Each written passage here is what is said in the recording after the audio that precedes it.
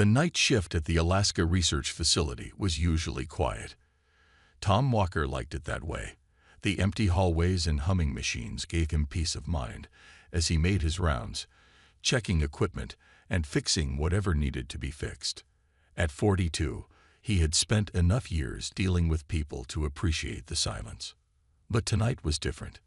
The first sign came from its handheld meter, which started beeping like crazy near the basement level.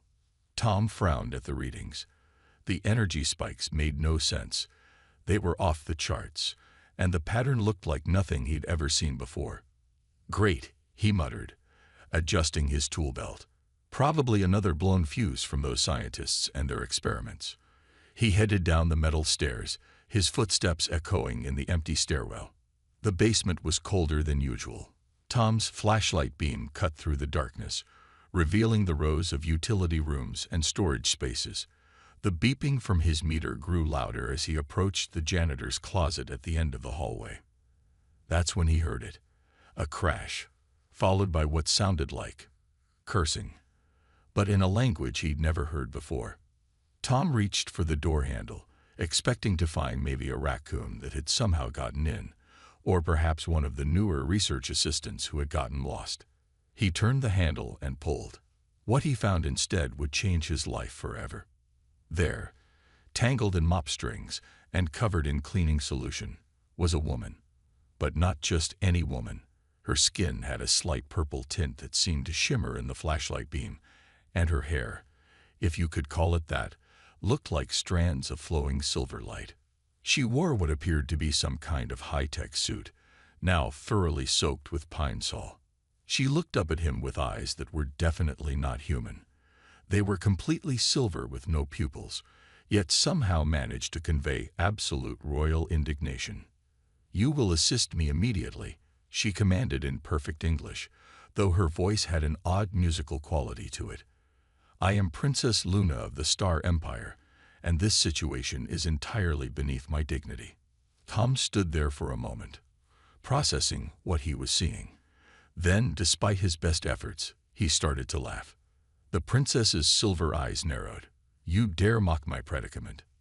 "I'm sorry, Your Highness," Tom managed to say between chuckles. "But you have to admit, this isn't exactly how first contact between our species should go." He stepped into the closet and began carefully untangling the mop strings from her elaborate outfit. "I'm Tom Walker, by the way, maintenance engineer. Mind telling me how a princess from the stars ended up in our cleaning supplies?" Luna huffed, but allowed him to help her. "We were testing new teleportation technology. It was supposed to be a simple demonstration of our superiority over lesser civilizations. Clearly, there were unforeseen complications. Lesser civilizations, huh?" Tom reached up and unhooked a bottle of window cleaner that had somehow gotten tangled in what looked like a very expensive piece of alien technology on her wrist. "And how's that working out for you?" "This is merely a temporary setback," she insisted, then winced as she tried to move. "Though I admit your cleaning solutions are more potent than expected. And these primitive cleaning tools are remarkably easy to become entangled in." Tom noticed her communication device was sparking slightly. "Your people coming to get you. My personal guard is attempting to locate me." But she hesitated, looking somewhat embarrassed. "Your planet's electromagnetic field is interfering with our tracking systems. They estimate it will take several hours to penetrate what they call your primitive atmospheric interference. So, you're stuck here with us primitives for a while." Tom grinned as he finally freed the last mop string. "Well, Your Highness, welcome to Earth.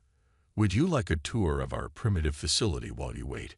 We even have indoor plumbing." Luna stood up, trying to maintain her royal dignity despite being dripping with cleaning solution. "I suppose I have no choice but to accept your hospitality." She paused, then added with genuine curiosity, "What is indoor plumbing?" Tom just smiled. This was definitely not how he expected his night shift to go. After helping Luna get cleaned up in the facility's bathroom, which she declared surprisingly functional for primitive technology, Tom faced his next challenge: keeping an alien princess entertained while waiting for her rescue. "I suppose I should eat something," Luna announced, looking around the break room with obvious doubt.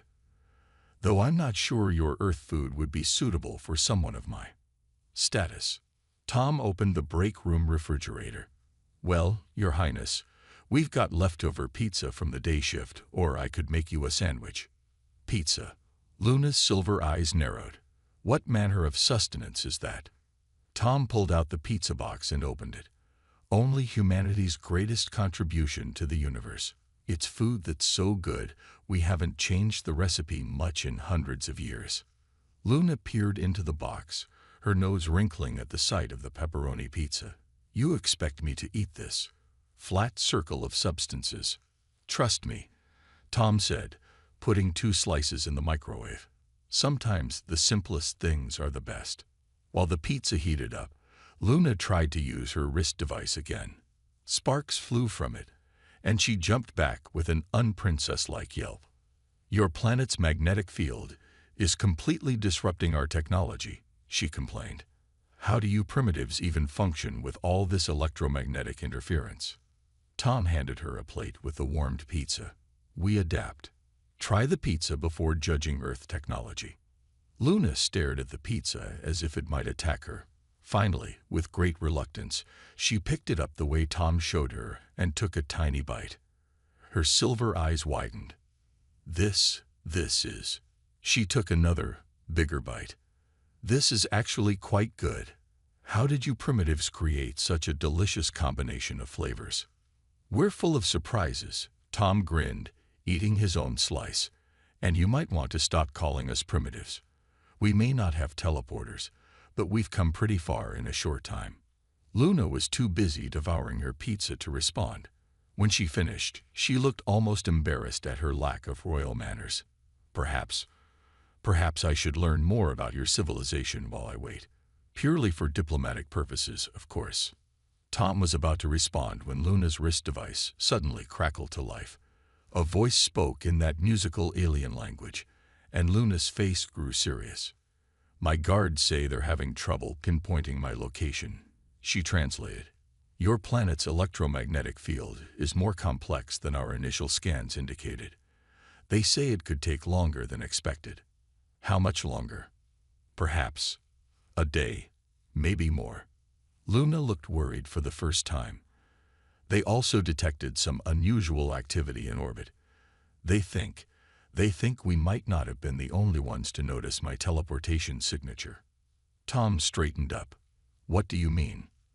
"There are others who would be very interested in finding a Star Empire princess alone on an unprotected world," Luna said quietly.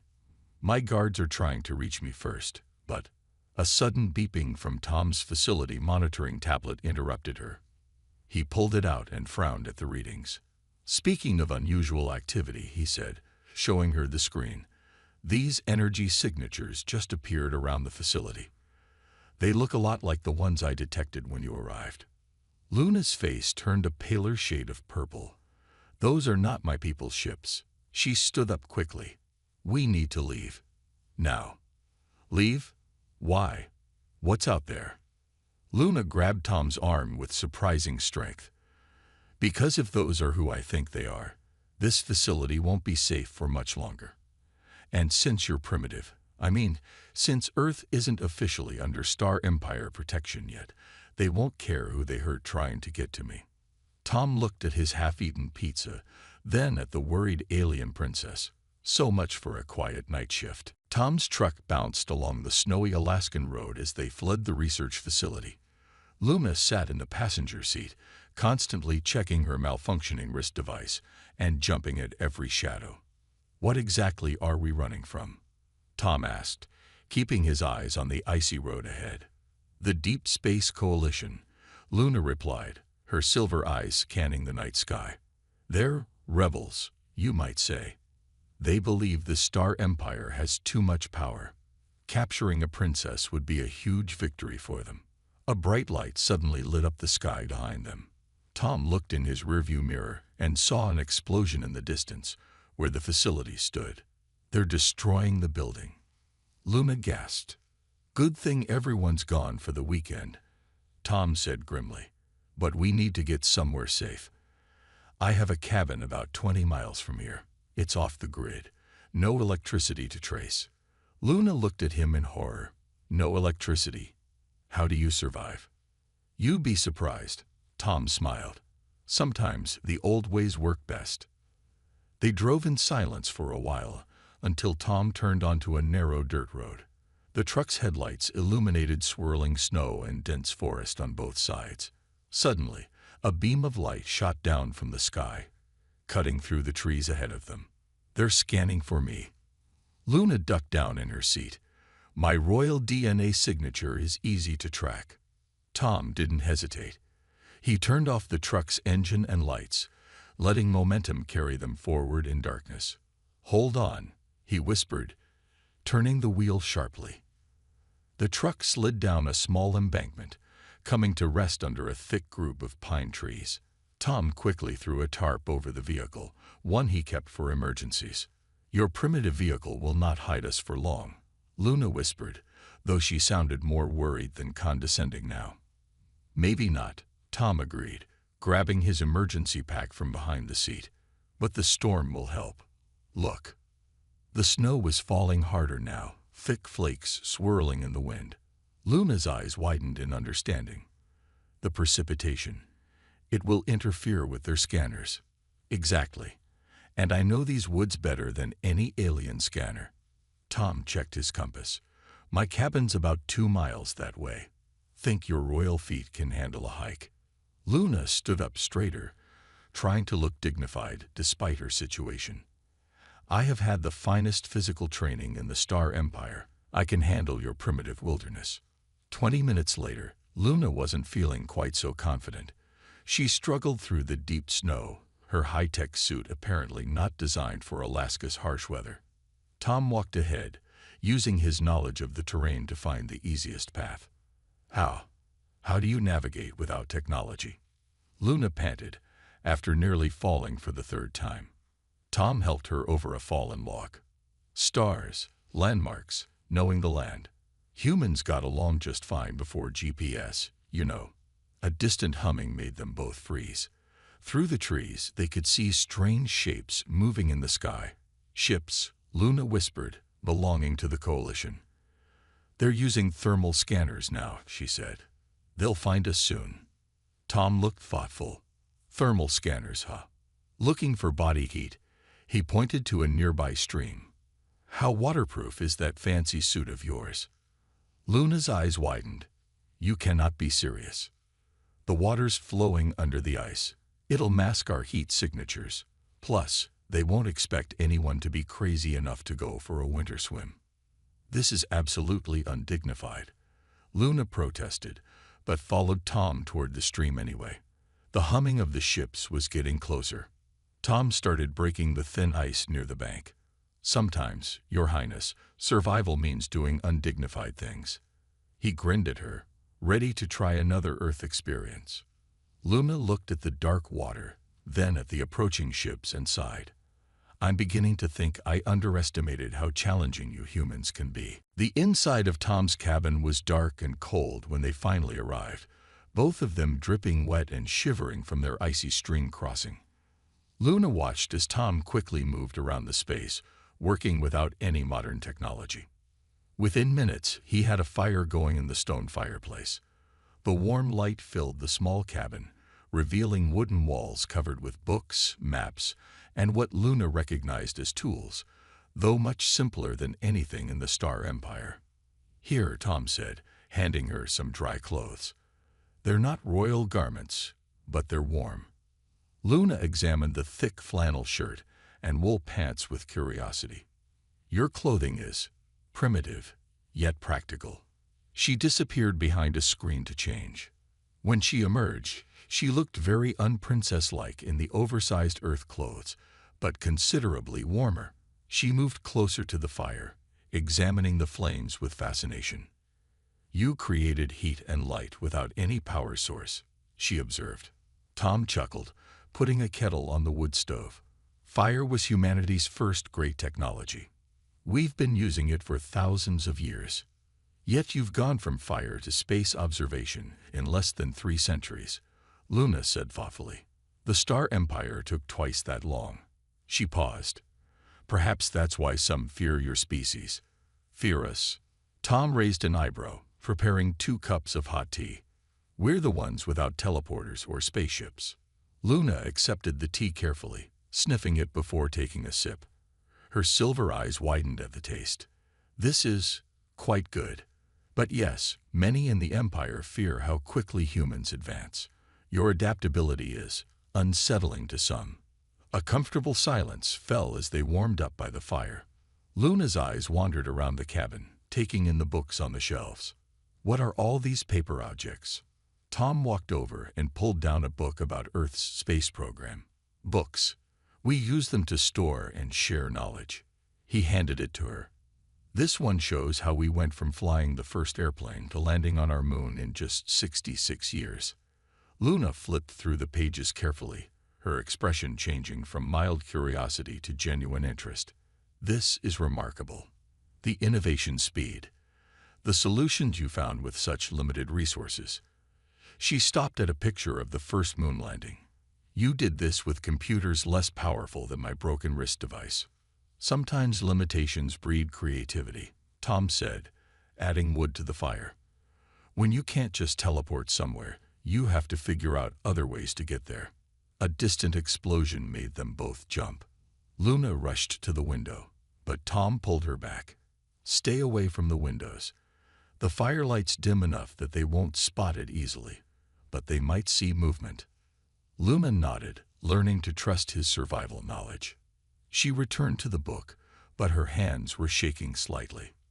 I never thought I'd be in this situation, she admitted quietly. Hiding in a wooden shelter, wearing primitive clothes, running from my own people's enemies. She looked up at Tom. And being helped by someone I would have dismissed as a primitive just hours ago. Tom sat down across from her. Life has a way of changing our perspectives. Indeed. Luna traced the book's picture of the lunar module. You know, the coalition ships have a weakness. Their scanning technology depends heavily on detecting energy signatures and heat. They're not very good at, what did you call it? Old-fashioned observation. Are you suggesting we might have an advantage they won't expect? Luna smiled, and for the first time, it wasn't a royal or condescending smile. It was the smile of someone discovering something new about themselves. I'm suggesting, Tom Walker, that perhaps it's time I learn more about how humans solve problems. She closed the book carefully. After all, you've survived and thrived on this challenging planet without any advanced technology. Clearly, there's more to your species than we realized. Another explosion sounded, closer this time. They both knew they wouldn't stay safe in the cabin for long. But now, they had something they didn't have before. Mutual respect, and the beginnings of a plan. The coalition ships arrived just before dawn. Tom and Luna heard them before they saw them. A low humming that made the cabin's windows vibrate. 3 dark shapes descended through the snowy sky, their scanning beams cutting through the early morning darkness. They're using a standard search pattern, Luna whispered, peeking through a small gap in the wooden shutters. They still think we'll be using energy signatures they can track. Tom finished checking his hunting rifle, ready to show them how primitives fight back. Luna nodded, looking strange but determined in her flannel shirt and boots. I still can't believe we're defending ourselves with such simple tools. Simple doesn't mean ineffective, Tom grinned, grabbing his backpack. Did you set up those traps like I showed you? Yes, though using ropes and fallen logs seems far beneath royal dignity. Despite her words, Luna smiled. She had spent the last hour helping Tom set up various hunting traps around the cabin, modified for much larger prey than usual. The first coalition soldier appeared through the trees, wearing sleek armor that seemed to shift colors like oil on water.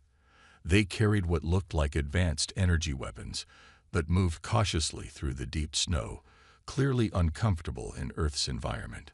Tom watched them approach through his rifle scope. They're not used to dealing with weather like this. See how they're struggling in the deep snow. Luna nodded.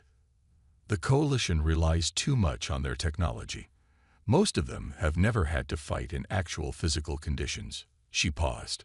Like I used to think, before I met you. Suddenly, one of their traps sprung.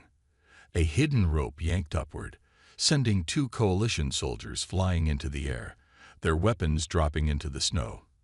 Their shouts of surprise were very un-alien-like. Now, Tom shouted, firing his rifle at the fallen weapons, disabling them in puffs of snow and sparks. Luna threw open the cabin's back door, using the distraction to run toward their second line of defense. The remaining Coalition soldiers spotted her and started shooting, their energy weapons lighting up the dawn sky. But Tom had planned for this. The soldiers' shots hit sheets of ice and snow he had carefully positioned in the trees. The energy blasts melted the ice instantly, sending avalanches of snow down onto the attackers. Their suits aren't waterproof, Luna called out with almost childish glee as she watched the Coalition soldiers struggle. They never expected to deal with frozen water. More soldiers emerged from their ships, but they were falling into trap after trap. Simple rope snares, falling logs, and strategic piles of snow were creating chaos among the highly trained but environmentally unprepared aliens. Tom ran to join Luna behind their makeshift snow fortress. "How's that primitive human ingenuity working for you now?" he asked, reloading his rifle. "I admit, I'm impressed," Luna said, ducking as an energy blast flew overhead. "Though we could still use some help from my guards." As if on cue, her wrist device crackled to life.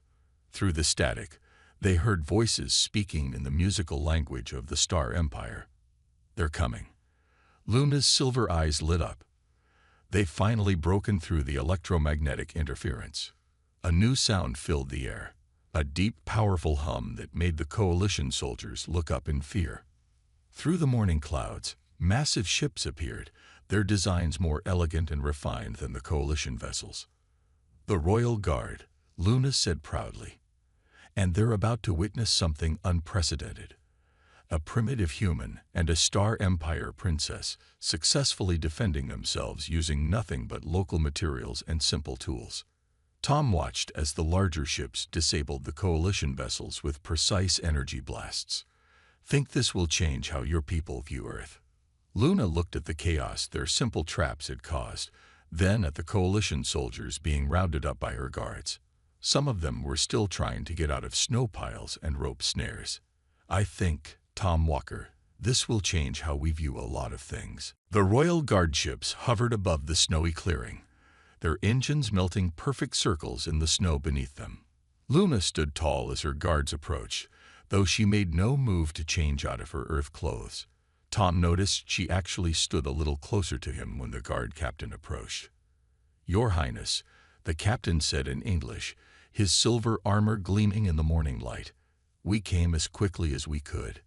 His eyes moved to Tom, then to the Coalition soldiers still tangled in primitive traps. "Though it seems you had the situation unexpectedly well handled." "Thanks to Tom Walker," Luna said firmly. "He protected me using methods our advanced technology couldn't have matched." The captain's expression was hard to read behind his fancy helmet. "A human protected you. Your father, the Emperor, will find this difficult to believe." "Then perhaps," Luna smiled, "it's time for the Empire to learn some difficult truths." More guards were now examining the traps, looking bewildered at their simple but effective design. One of them tried to scan a rope snare with an advanced device, as if expecting to find hidden technology. "It's just rope," Tom explained, trying not to laugh. "Sometimes the simplest solutions work best." The captain turned to him sharply. "You dare address the Royal Guard directly." But Luna stepped between them. "He dares because he has earned that right. This human showed me more about true intelligence and adaptability than 1,000 royal tutors." She looked around at the battlefield. "Look at what he accomplished with just local materials and quick thinking." The guards murmured among themselves, studying the scene. Coalition soldiers, with their advanced armor and weapons, had been completely defeated by snow, rope, and well-placed logs. It went against everything they believed about primitive species. "Your Highness," the captain said carefully, "the Emperor sent us with orders to bring you home immediately, and eliminate any primitive witnesses to maintain secrecy." Tom tensed, but Luna's laugh surprised everyone. "Eliminate him. Good luck." She picked up a nearby stick and drew a line in the snow. "Step over this line, Captain. Try to capture one simple human. But know that if Tom Walker could defeat a coalition attack force with just rope and snow, imagine what he could do to you." The captain looked at the line in the snow, then at Tom's calm expression, and finally at the coalition soldiers being untangled from their primitive but effective traps. For the first time, uncertainty showed in his posture. "Besides," Luna continued, "it's too late for secrecy. The coalition knows about Earth now. They'll be back, better prepared next time." She turned to Tom. "Unless..." Tom raised an eyebrow. "Unless what?" "Unless we change things." Luna faced her captain again. "Send a message to my father. Tell him I found something more valuable than any teleporter test. I found a species that defeated advanced attackers with nothing but ingenuity and basic materials. A species that could teach us much about thinking differently." "Your Highness, that's not protocol." "Protocol?" Luna gestured at her flannel shirt. "Was it protocol for a princess to hide in a wooden cabin? To learn to set hunting traps? To drink something called hot chocolate?" She smiled at Tom. "Sometimes breaking protocol leads to the best discoveries." The captain looked around again, seeing his fellow guards still puzzling over the simple but effective traps. Finally, he gave a slight nod. "What exactly are you proposing, Your Highness?" Luna's silver eyes sparkled. "I'm proposing we stop thinking in terms of advanced and primitive. I'm proposing the Star Empire learn some humility, and perhaps learn some new ways of solving problems." She turned to Tom. "That is, if Earth is willing to teach us." Tom looked at the scene around them. Alien soldiers and royal guards standing in the snowy clearing of his cabin, all of them reconsidering everything they thought they knew about primitive species. "Well," he grinned, "I suppose I could start with explaining how a lever works." 3 months later, Tom stood in a grand hall of the Star Empire's diplomatic ship, feeling slightly uncomfortable in his new suit.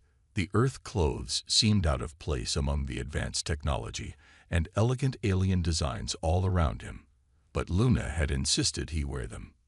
To remind everyone, she had said, that sometimes the simplest things are the best. The ship hung in orbit above Earth, its massive windows showing the blue planet below. After weeks of careful negotiations, this was the day of the first official meeting between Earth's representatives and the Star Empire. Luna stood at the front of the hall, wearing her royal garments but with one noticeable addition, a simple flannel shirt collar visible beneath her elaborate robes. She caught Tom's eye and winked. "Members of the Imperial Court," she addressed the gathered aliens, her voice carrying across the hall. 3 months ago, I found myself in an embarrassing situation on Earth. I was tangled in primitive cleaning tools, rescued by a maintenance worker, and forced to hide in a wooden shelter. Murmurs rippled through the crowd. Some of the court members looked scandalized. But that experience taught all of us, an important lesson. Luna gestured to where coalition prisoners were being led in, still bearing marks from their snowy defeat. These rebels attacked us with the most advanced weapons in the galaxy, and they were defeated by rope, snow, and quick thinking. She walked over to a table covered with simple Earth tools, a lever, a pulley, a wheel. Next to them sat advanced alien devices that did similar jobs with much more complexity. "The humans have something we've begun to lose," Luna continued. "They understand the basic principles behind everything they build. When their technology fails, they don't panic. They adapt. They find new solutions, simple solutions, that often work better than complex ones." Tom watched as she picked up a simple rope. This defeated trained coalition soldiers, not because it was advanced, but because it was used cleverly. She smiled. "And now, The Star Empire has a choice. We can dismiss humans as primitive, or we can learn from them. The Emperor himself stood up. And what exactly can we learn from them, daughter? Luna's silver eyes sparkled. Everything, father. How to think creatively. How to solve problems without relying only on technology. How to, she grinned, get out of a tangled mess of mop strings. Laughter rippled through the court, breaking the formal atmosphere. Which is why, Luna continued, I propose we create a new position, Earth Ambassador to the Star Empire. And I nominate Tom Walker for the role. Tom tried not to look too surprised, though they had discussed this earlier. The Emperor studied him thoughtfully. A maintenance worker as ambassador. A human, Luna corrected, who showed us that wisdom doesn't always come in advanced packages. She held up her wrist device, now repaired. Our technology is wonderful, father. But Tom taught me that understanding basic principles, truly understanding them, is more valuable than any advanced device. The Emperor was quiet for a long moment. Then he smiled. Perhaps you're right. He turned to Tom. Ambassador Walker, your first task will be to establish a cultural exchange program. It seems we have much to learn from each other. Tom stepped forward, thinking about how much had changed since he opened that utility closet door 3 months ago. Thank you, Your Majesty. I suggest we start with something simple. He grinned at Luna. Perhaps I could teach your engineers how to make a better mop. Luna laughed, a sound that made several court members stare in shock. And I can teach Earth about advanced space travel. Though, she added with a twinkle in her eye, perhaps we should work on making our teleporters a bit less likely to land princesses in cleaning closets. As the formal ceremony began, Tom looked out at Earth floating below. Sometimes the biggest changes started with the smallest things, like opening a door and finding an alien princess in an unexpected situation. He just hoped the Star Empire was ready for more Earth-style solutions to their problems. After all, he had a lot of simple tricks left to teach them.